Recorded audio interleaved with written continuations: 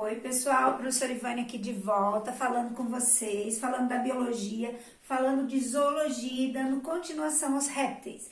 Mas lembrando que os répteis significam rastejantes, animais que esfregam o abdômen no chão, que rastejam, então, que geralmente quando tem patas tem no mesmo plano do corpo. Uma outra característica dos répteis eu vou perguntar para você: o que faz um réptil ser macho ou ser fêmea? Você sabe quem é que determina o sexo dos répteis? Você sabia que tem réptil que tem filhos sem precisar de macho? O que é isso, professora? É isso que nós vamos ver. Pergunta para a Ivânia sabe responder para você. Pessoal, agora nós vamos falar como um todo o que faltou dos répteis e nós vamos chegar lá na reprodução e tirar as dúvidas de vocês. Os répteis são animais que têm sistema excretor com rins.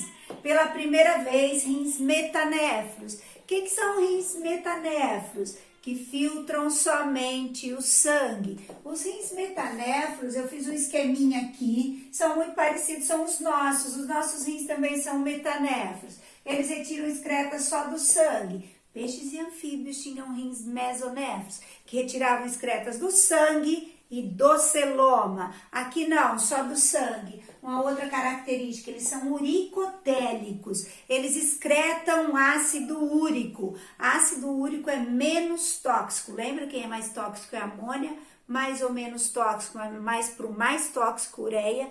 E o menos tóxico é ácido úrico. Quem tem ovo com casca calcária tem que excretar ácido úrico.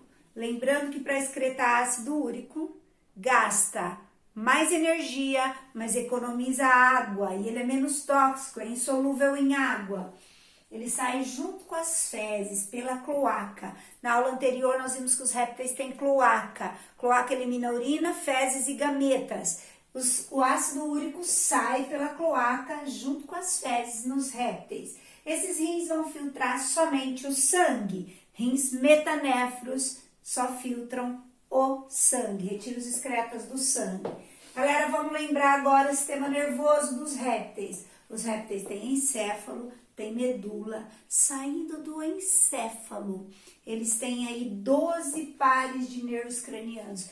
Peixes e anfíbios tinham 10 pares de nervos cranianos. Os répteis têm 12 pares de nervos cranianos. Nós já estamos vendo a evolução em relação aos nervos cranianos. Ainda são lisencéfalos. O cérebro dos répteis é liso. O único animal que tem cérebro com saliências e depressões são os mamíferos. Répteis, peixes, anfíbios e aves têm o cérebro lisencéfalo. Galera, os répteis, além de terem os 12 pares de nervos cranianos, tem o encéfalo, tem a medula. Eles têm aí nas cobras e lagartos, no céu da boca, um órgão sensorial, chamado órgão de Jacobson. Quando eles recolhem a língua, é um órgão olfativo. É como se eles sentissem o cheiro do ar no céu da boca. Por isso que eles põem a língua para fora e recolhem, põem para fora e recolhem.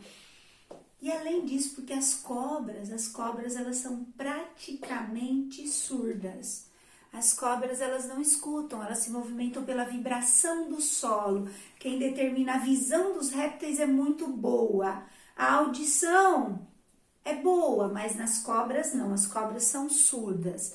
Então, elas desenvolveram aí esse órgão de Jacobson no céu da boca, que ele é um órgão olfativo. Além disso, só as cobras peçonhentas, na maioria das peçonhentas, existe um orifício entre a narina e o olho. Esse orifício é chamado fosseta loreal. A fosseta loreal é um orifício entre a narina e os olhos que existem nas cobras peçonhentas e que recebe calor, ele é termorreceptor. Cobras peçonhentas saem para se alimentar à noite. E esse fosseta é como se fosse um infravermelho, consegue capturar aí. Por isso que a cobra, se você estiver andando à noite, ela consegue perceber o calor que os seus pés emitem. Porque nós somos homeotérmicos, então ela consegue perceber um rato, ela consegue perceber o calor da presa para ela poder atacar. Agora, caracterizando além do órgão de Jacobson, que só tem cobras e lagartos, a fosseta loreal nas cobras peçonhentas. Nós vamos falar agora essa característica do sistema nervoso. Nós vamos falar agora da reprodução dos répteis. Os répteis podem se reproduzir por partenogênese. O que é isso, Ivânia? Partenogênese é quando o óvulo origina um novo ser sem haver fecundação. Alguns répteis, as fêmeas botam ovos sem precisar de espermatozoide. Isso é partenogênese. As abelhas fazem isso, os escorpiões amarelos fazem isso. Não sei se vocês assistiram a aula de artrópode, a professora explicou isso lá nas abelhas, lá nos escorpiões, nos aracnídeos, nos insetos. As abelhas são insetos, os escorpiões são aracnídeos, mas são do filo artrópode. Aqui é possível fazer partenogênese. Algumas fêmeas de lagartos colocam óvulos. Esses óvulos originam novos seres sem haver fecundação. Lógico que o ovo dela tem uma casca, mas não foi fecundado. Então, os filhos são haploides. Tem o número de cromossomos só do gameta. E não tem aí 2 conjuntos cromossômicos, apenas um. Isso é partenogênese. Em todos, Ivânia? Não em todos. A maioria dos répteis copula. Tem fecundação interna, o macho deposita os espermatozoides dentro da fêmea. Imagina vocês que algumas fêmeas guardam os espermatozoides 1 ano dentro do corpo. Galera, elas conseguem armazenar espermatozoides vivos e quando elas ovulam, esses espermatozoides fecundam seus óvulos antes dele receber a casca, porque a fecundação é antes de receber a casca. Olha só, os répteis sempre têm fecundação interna. Alguns têm pênis, só que o pênis fica guardado dentro da cloaca. Eles são muito discretos, não são exibidos os répteis.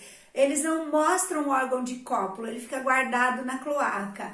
Tem algumas espécies que tem, como as cobras, e é um pênis bífido. Ele é um pênis duplo nas cobras. Então, a fecundação é interna, o desenvolvimento é direto, eles não têm larva. Eles têm desenvolvimento direto, eles têm um ovo com casca calcária. E eles têm vários anexos embrionários, que ajudam a viver dentro do ovo. Quem seriam esses anexos?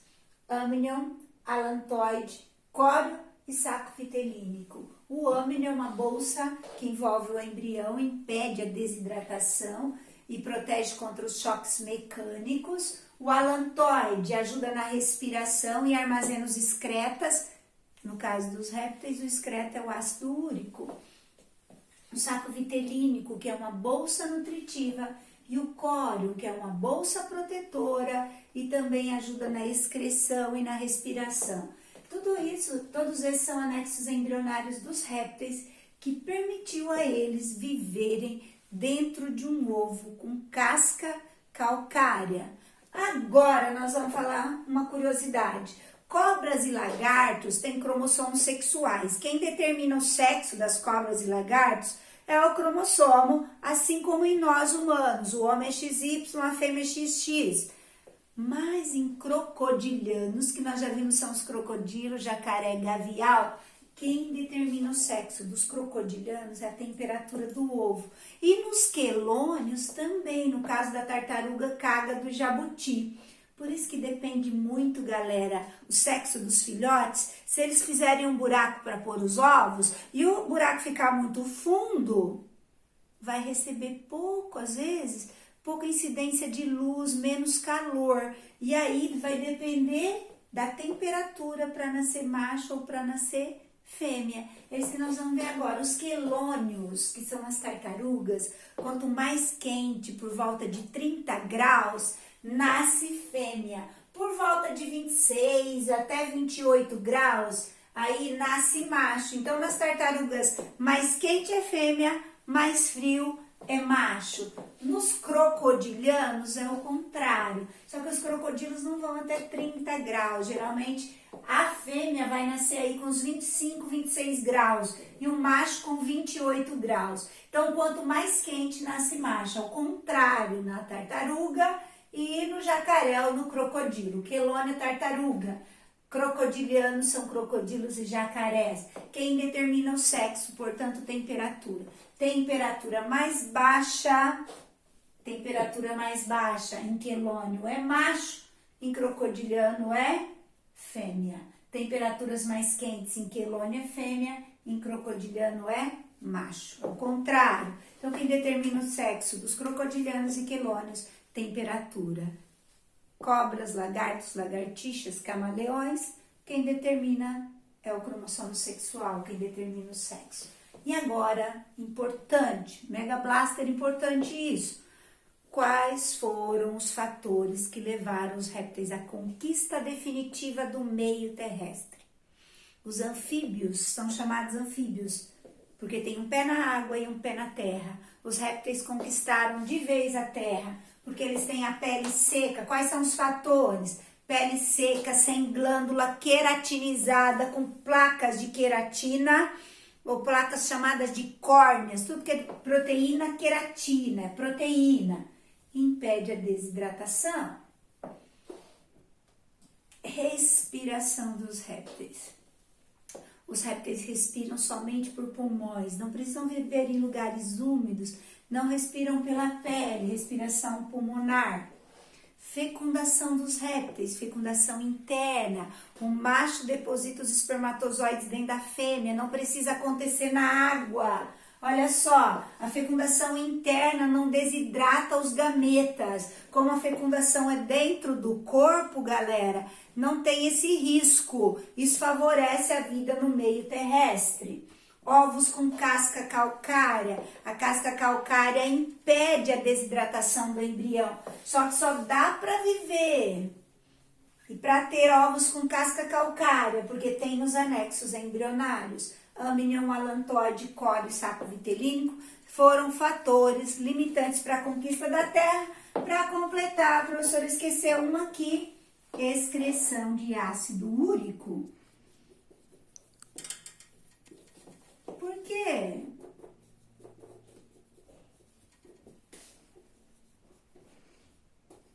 Por que, Ivone, excretar ácido úrico? Porque economiza água. Então, não precisam viver em meio aquático.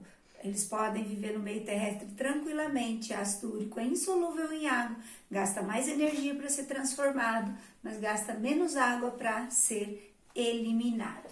Pessoal, nós fechamos aqui as aulas sobre os répteis. Quem são os répteis, como são os répteis, e nós agora já sabemos que quem determina o sexo das tartaruguinhas ou dos crocodilos e jacarezinhos é a temperatura, e que dá sim para ter filhos sem pai. Alguns répteis fazem partenogênese. A fêmea põe um ovo e esse ovo origina um novo ser sem haver fecundação. Vou lembrar para vocês de um filme que fala sobre isso, que é o filme chamado Godzilla, em que no filme Godzilla ela coloca os ovos e eclodem filhotes sem haver fecundação, pois ela é uma única fêmea gigante, é um lagarto gigante. Isso acontece nos lagartos. Pessoal, se você quiser saber mais sobre a biologia, se inscreve no canal Bio da Ivânia, dá um like se você gostou dessa aula, clica no sininho todas as vezes que tiver uma aula nova de biologia que possa te ajudar, você vai ser notificado.